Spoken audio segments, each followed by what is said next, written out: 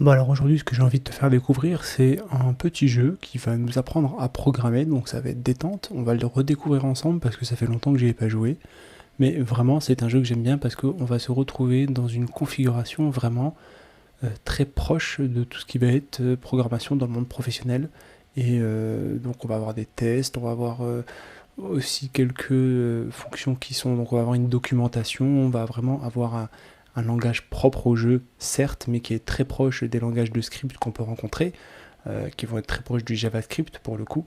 Et en fait, c'est un jeu qui t'apprend vraiment à avoir les notions de base, je dirais, voire même un peu plus de la programmation, puisque tu dois coder en fait une IA. C'est un petit poireau qui va aller combattre d'autres poireaux. Donc on découvre ça ensemble. Ok, donc ce jeu c'est quoi? Ce jeu s'appelle League Wars. Alors, on va se rendre sur le site directement. Une fois qu'on est sur le site, voilà, on peut soit se connecter, soit s'inscrire. Donc c'est typique. Alors il faut savoir que Liquar c'est quelque chose qui a été développé par quelqu'un, et donc il y a une communauté de fans, et donc c'est très très bien renseigné par les fans, et on a toujours quelqu'un qui peut répondre à nos questions si on a des questions, chose qui est très importante lorsque on veut commencer à apprendre à programmer et que on est un peu perdu. Alors, pour s'inscrire, il faut donc mettre un nom d'éleveur, un nom de poireau, parce que nous, en fait, en tant que personne, on est des éleveurs et on peut avoir un et ensuite plusieurs poireaux, un mail, un mot de passe et un parrain si on en a un. Pour le coup, vous pourrez mettre que vous m'avez comme parrain, et je vais me connecter avec mon identifiant. Vous allez voir donc directement puisque j'ai déjà un identifiant. Alors mon identifiant c'est Sofiane avec une majuscule. Mon mot de passe, bien entendu, je vais vous le donner. Hein, bande de petits malins. Donc je mets mon mot de passe, je mets rester connecté et je me connecte. Ici, je vous présente rapidement l'interface. Alors ça c'est quelque chose qui arrive parce que ça fait un petit moment que j'ai pas joué, et donc alors on peut laisser ici les agressions actives, et à partir du moment où les agressions sont actives, on peut se faire agresser à tout moment par voilà, vous voyez, on a une courbe d'agression. J'ai été agressé par d'autres joueurs parce que mon poireau était disponible et pouvait combattre, puisque c'est une IA, c'est une intelligence artificielle. C'est un grand mot, mais en gros, c'est un poireau, c'est un code qui est sur un serveur et qui peut être exécuté n'importe quand. On peut comparer et on peut faire combattre mon poireau avec n'importe quel autre poireau si j'active les agressions. Donc si je peux être agressé un peu n'importe quand. Alors on va regarder rapidement cette console point par point. Donc là on a tout ce qui concerne voilà, l'éleveur, donc nous en tant que tel. On a les messages, bon, on a des informations, on peut faire partie d'un bataillon quand on se trouve des copains, donc on peut avoir un ou plusieurs poireaux. Donc j'ai eu un premier poireau, et à partir je crois du niveau 100 ou 150 on peut en avoir un deuxième. C'est sur le deuxième qu'on va se focaliser pour pas prendre quelque chose qui est déjà fait. On gagne des trophées. Alors il y a des trophées, par exemple, voilà, gagner sur la cellule 42, des trophées assez rigolos. Donc voilà, on a un historique des combats. Si je reviens sur l'accueil, donc ici, non, pardon, c'est pas ça. Pour revenir sur l'accueil, on va utiliser la flèche, voilà, retour tout simplement. Ici, je vais avoir des paramètres, changer le mot de passe, l'email, etc. Si je veux recevoir des mails, donc si je veux en français ou en anglais, des paramètres basiques, et je vais avoir les notifications. Donc là, voilà, j'ai participé à des combats alors que ça fait un moment que j'ai pas joué, mais en gros, le poireau peut être attaqué par n'importe qui, n'importe quand, si on laisse ça activé. J'ai les messageries. J'ai ensuite les combats. J'ai une monnaie. Alors cette monnaie, en fait, c'est la monnaie qui est propre au jeu. On peut acheter de la monnaie et on peut acheter aussi des rubis. Alors c'est pour soutenir les développeurs et l'équipe des développeurs, et donc le jeu et les développements du jeu. On peut voilà acheter ici avec donc du PayPal des cristaux, et avec ces cristaux en fait, alors chose qui est très bien, mais vraiment très bien, c'est que ça n'impacte aucunement sur nos capacités dans le jeu. C'est écrit juste ici, c'est purement décoratif, c'est pour avoir des poireaux, un peu plus décoré, parce qu'il y a des poireaux qui peuvent avoir des couronnes, des couleurs, etc. Donc ce poireau-là, c'est un poireau que j'avais fait à un moment. Donc ici, on a un script qui est lié à ce poireau. Je crois que d'ici, on peut voilà, voir le script. Alors ce script-là, on va pas trop le regarder. Nous, celui auquel on va s'intéresser, c'est celui-ci. Je ne savais pas qu'il avait gagné autant de capital entre-temps, mais on arrive avec un minimum de vie et on a 10 points de tour, parce que c'est un jeu tour par tour, comme on va le voir. Donc ensuite, on a des niveaux, et au fur et à mesure qu'on gagne des niveaux, on a, voilà, alors là le poireau est bleu parce que je l'ai coloré en bleu, mais à la base il est vert, logiquement, et ici j'ai un script. Je peux faire des nouveaux poireaux à partir du moment où, je crois, le premier atteint 150, puis le second doit atteindre aussi 150 ou quelque chose comme ça. Là, sur le côté, on va commencer par le bas, pour le coup, il y a le forum. Ce forum, je l'ai trouvé peu intéressant. Ce que j'ai trouvé très intéressant, c'est le chat. Ici, le chat, il y a toujours des gens qui discutent, et les personnes qui développent et les personnes qui jouent énormément sont vraiment très accessibles. On a l'aide, et dans l'aide, sur laquelle on va aller beaucoup, on va avoir un tutoriel, on va avoir la découverte du jeu, etc. On va avoir une documentation et un wiki. C'est ce qu'on va faire juste après. Pour l'instant, je termine ma présentation du menu latéral. On a un classement. Donc par exemple, je sais où est-ce qu'est classé mon So Good. Donc il est sur la page 89. Il est en 4 millième 423 position. Donc voilà, on peut masquer les inactifs pour monter un peu dans le classement, mais en réalité, on ne monte pas de beaucoup. Je suis sur la page 13, je suis en 643e position. Et donc il y en a vraiment qui sont très actifs, comme sur tout jeu d'ailleurs. Ensuite, on va avoir des trophées. Les trophées que l'on gagne, ça je l'ai dit tout à l'heure, je te l'ai dit, on peut gagner des trophées. Voilà, on débloque des trophées en faisant, et puis on voit un état d'évolution sur, par exemple, voilà, si j'ai 4 poireaux, je vais devenir agriculteur. Là, je suis jardinier parce que j'en ai que 2, et forcément, j'ai 2 sur 3, il faut que j'ai 3 poireaux, je suis éleveur, 4, je suis agriculteur, et ainsi de suite. Ensuite, on a toutes les informations qui sont relatives à l'équipe à laquelle on appartient, si on appartient à une équipe, si on a choisi d'appartenir à une équipe. Bon, en réalité, cette fonctionnalité, si on tombe sur une mauvaise équipe, voilà, c'est pas vraiment quelque chose qui m'a beaucoup plu dans ce jeu, mais bon. Et ensuite, on va avoir tout ce qui va être le marché. Et là, en fait, sur le marché, on va commencer à rentrer un peu dans tout ce qui est conditions pour pouvoir programmer notre IA. On voit que par exemple, on a des armes qu'on peut atteindre, bien sûr, une fois qu'on a un certain niveau. Ça, c'est pour la force brute, et on va avoir des puces. Et ces puces, on peut également les acheter au fur et à mesure en fonction du niveau qu'on a. Ces armes et ces puces, elles ont des dégâts, mais elles ont surtout une portée, comme on le voit ici, sur le côté. Alors, je vais déplacer ma tête ici, pour pas qu'elle nous gêne. Ici, on voit que par exemple, le pistolet, il a une certaine portée, et cette portée se calcule en cases. Et on peut voir aussi que si je clique sur une puce, par exemple cette puce, elle a une portée avec certaines cases. Bon là, c'est assez basique, c'est pour les débutants, on a une portée de 0 à 6, en sachant qu'au milieu, c'est le poireau. Et tout ce qui va être donc sur le côté droit, devant, derrière, tout ce qui est autour va pouvoir être atteint avec cette puce ou avec cette arme. Mais plus les puces sont intéressantes, plus forcément leur portée est plus complexe. Par exemple là, la portée est basse. Là, la portée de la case juste à côté du poireau, ça marche pas. Et on va avoir des portées, alors de souvenir, une portée assez complexe. Par exemple, celle-là, ici, vous voyez, on n'a pas beaucoup de cases autour de nous directement qui sont impactées par la puce. Il y a aussi des armes aussi qui sont, voilà, des armes, c'est aussi des fois, voilà, celle-ci, elle ne tire que de manière linéaire, et en plus de ça, elle saute une case en proximité de notre poireau. Donc c'est assez compliqué à utiliser. Celle-ci, c'est une arme de poing, donc on va pouvoir n'attaquer que sur la case qui est à côté de nous, et directement, donc pas en diagonale.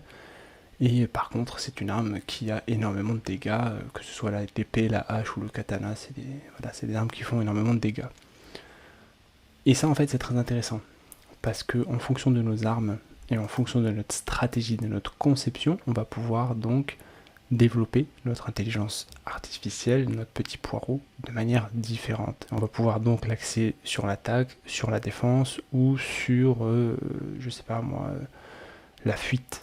Alors, on peut très bien l'axer sur la fuite en utilisant des sorts et des sortilèges. Et donc voilà, on peut vraiment choisir la technique qu'on va adopter et on va voir qu'au début, on peut pas trop, mais par la suite, on pourra. Parce qu'on peut très bien être dans le style mage, dans le style invocateur de bulbes. On peut invoquer des bulbes qui sont en fait des invocations qui vont attaquer à notre place, se prendre les coups à notre place. Et la personne en face, il faudra bien qu'elle attaque l'ennemi le plus proche et non pas le bulbe le plus proche. Donc voilà, il y a des petites complexités comme ça qui vont être mises en place. Et pour terminer, on a le potager. Alors le potager, c'est là-dedans que nos petits poireaux s'en donnent à cœur joie. Et donc en fonction de notre niveau, il y a des poireaux qui nous sont proposés de niveau à côté. Alors si je prends Saufresh par exemple, et que je le fais, je suis au niveau 84 et que je veux le faire combattre par exemple avec Bébé Chou, très bien, je lance le combat va se lancer, et ça va être, comme je l'ai indiqué, du tour par tour. Donc voilà.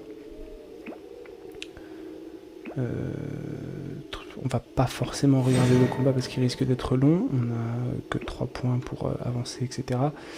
On peut très bien aussi accélérer la chose, couper le son si ça nous dérange. On va voir que nos deux poireaux en fait voilà, vont se lancer des trucs. Normalement j'ai un poireau qui est assez nul, donc voilà. Et à la fin du combat, on va avoir forcément les courbes de tour par tour, comment la vie a évolué, et on va avoir ce qui s'est passé tour par tour. Par exemple là on voit que j'ai pris l'arme pistolet, j'ai perdu un point un PT, je sais plus comment c'est, un point de c'est un point de mouvement, non, un point technique. Donc on a des points techniques et des points de mouvement, pour vous dire, ça fait longtemps que j'ai pas joué, mais on va revoir ça ensemble, vous inquiétez pas. Et donc à chaque fois que je me déplace, je perds 2 points de mouvement, et à chaque fois que je prends une arme ou que j'utilise une arme, j'utilise un ou plusieurs points de TT, je sais pas, de technique, en fonction de l'arme. Et en fonction de, voilà, par exemple là il y a une erreur claire et évidente pour un programmeur, c'est que là, à chaque tour, je prends mon arme. Ici, je la prends, et ici, je la prends. Donc à chaque tour, je perds un PT, alors que si je prenais au premier tour mon arme et que je la gardais sur les autres tours, j'aurais gagné un PT que je pourrais utiliser pour attaquer. Là par exemple, vous voyez, il a lancé des invocations et donc il a perdu des points techniques. Et si il avait perdu un point technique en prenant son arme, là pour le coup, hop, lui il a bien pris son arme et il a perdu un point, mais ce point-là, il ne l'a plus perdu après. Donc il pouvait l'utiliser pour faire d'autres choses. Et tout ça en fait, ça se code dans l'éditeur. Voici l'éditeur de code, dans lequel j'ai 2 scripts. Donc j'ai le script de mon premier poireau, SoGood, et on va parler de Saufresh. Voilà, le script basique, c'est le code de base. Je ne l'ai pas modifié, donc ce code de base, c'est on utilise la fonction setWeapon, on met le weapon, le pistolet. Vous voyez, il y a une fonctionnalité qui est très intéressante, c'est qu'au survol, on voit l'arme, on voit qu'est-ce qu'elle fait comme dégâts, etc. Donc c'est pas mal. Dans l'autre script, je crois que j'avais tout remis ici, les armes, leurs PT, les PT consommés par les armes. Oui voilà, s'ils attaquent en cercle autour ou alors en ligne autour du poireau, les dégâts, etc. Donc il y a de quoi conceptualiser quelque chose d'assez complexe. Il faut savoir que ce jeu j'ai découvert ce jeu parce qu'il m'a été recommandé par un collègue qui était stagiaire ou alternant, si je ne me trompe pas, et qui était dans une école où on apprend la programmation, et c'est ses professeurs qui lui avaient conseillé de jouer à ce jeu. Ensuite, une fois que ceci est dit, on va passer le code pour le moment et on va ouvrir dans un autre onglet l'aide. On voit ici que dans l'aide, on a la découverte du jeu. Alors ça peut être intéressant de regarder ça.